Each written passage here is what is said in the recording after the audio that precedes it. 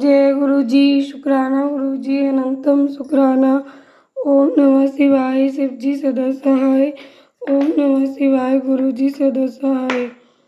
संगत जी, गुरु जी महाराज की शिव महापुराण कथा प्रारंभ हो रही है।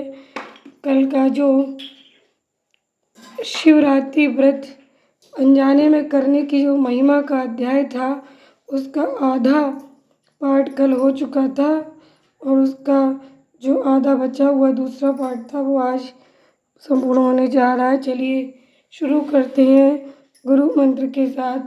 ओम नमः शिवाय। शिव जी सदा सहाय। ओम नमः शिवाय। गुरु जी सदा सहाय। जय गुरु जी।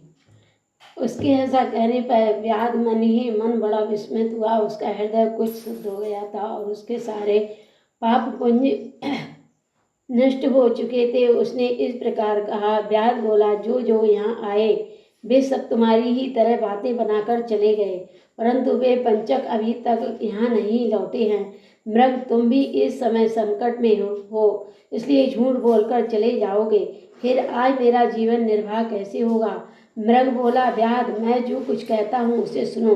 मुझ में असत्य नहीं है। सारा चराचर ब्रह्मांड सत्य से ही टिका हुआ है। जिसकी वाणी झूठी होती है उसका पुण्य उसी क्षण नष्ट हो जाता है। तथापि भील, तुम मेरी सच्ची प्रतिज्ञा सुनो। संध्या काल में मैथुन तथा शिवरात्रि के दिन भोजन करने से जो पाप लगता है, झूठी गवाही देने, धरोहर को हड़प लेने तथा संध्या न करने से तुझको जो पाप होता है वही पाप मुझे भी लगे यदि मैं लौटकर न आऊं।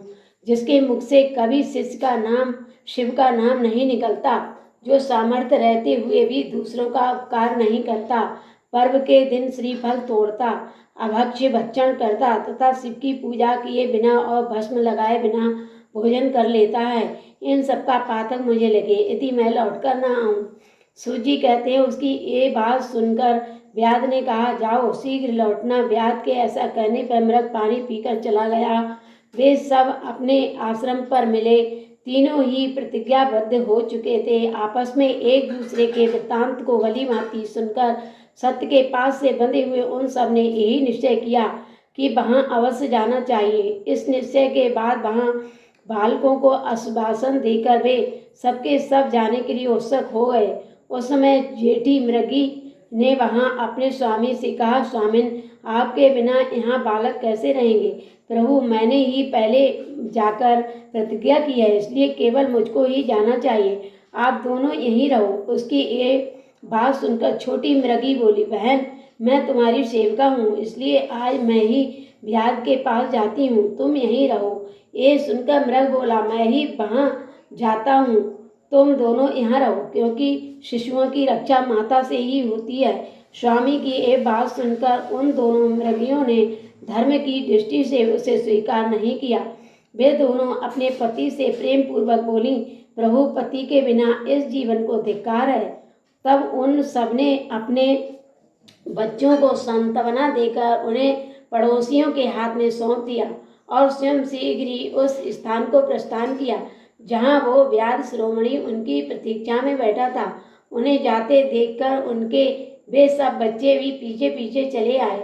उन्होंने ये निश्चय कर लिया था कि इन माता पिता की जो गति होगी वही हमारी भी हो। उन सबको एक साथ आया देख व्याध को बड़ा हर्ष हुआ। उसने धनुष पर बाण रखा। उस समय पुनः जल और बिल्व पत्र शिव के ऊपर गिरे। उसमें शिव की चौथे पहर की भी पूजा भी संपन्न हो गई। उस समय व्याध का सारा पाप तत्काल भस्म हो गया। इतने में ही दोनों मृगियों और मृग बोल उठे, व्याध श्रोमण, शीघ्र कृपा करके हमारे शरीर को सार्थक करो। उनकी ये बात सुनकर व्याध को बड़ा विस्मय हुआ। शिव पूजा के प्रभाव से उसको दुर्लभ ज्ञान प्राप्त हो गया। उसने सोचा, ये मृग ज्ञानहीन पशु होने पर भी धन्य है, सर्वथा आदरणीय है, क्योंकि अपने शरीर से ही परोपकार में लगे हुए हैं। मैंने इस समय मनुष्य जन्म पाकर भी किस पुरुषार्थ का साधन किया? दूसरे के शरीर को पीड़ा देकर अपने शरीर को पोसा है। प्रतिदिन अनेक प्रकार के पाप करके अपने कुटुंब का पालन किया है। हाय, ऐसे पाप करके मेरी क्या गति होगी?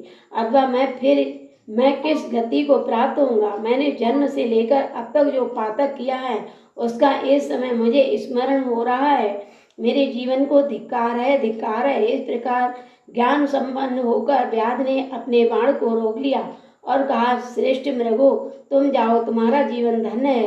व्याध के ऐसा कहने पर भगवान शंकर तत्काल प्रसन्न हो गए और उन्होंने व्याध को अपने सम्मानित एवं पूजित स्वरूप का दर्शन कराया तथा कृपा पूर्वक उसके शरीर का स्पर्श करके उससे प्रेम से कहा, भील, मैं तुम्हारे व्रत से प्रसन्न हूँ, वर मांगो। व्याध भी भगवान शिव के उस रूप को देखकर तत्काल जीवन मुक्त हो गया और मैंने सब कुछ पा लिया, यूं कहता हुआ उनके चरणों में आकर गिर पड़ा।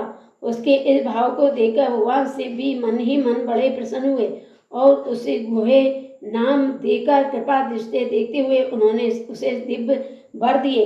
शिव बोले, व्याध सुनो, आज से तुम श्रृंगबेरपुर में उत्तम राजधानी का आश्रय ले दिव्य भोगों का उपभोग करो। तुम्हारे वंश की वृद्धि निर्विघ्न रूप से होती रहेगी। देवता भी तुम्हारी प्रशंसा करेंगे। व्याध, मेरे भक्तों पर स्नेह रखने वाले भगवान श्री राम एक दिन निश्चय ही तुम्हारे घर पधारेंगे और तुम्हारे साथ मित्रता करेंगे।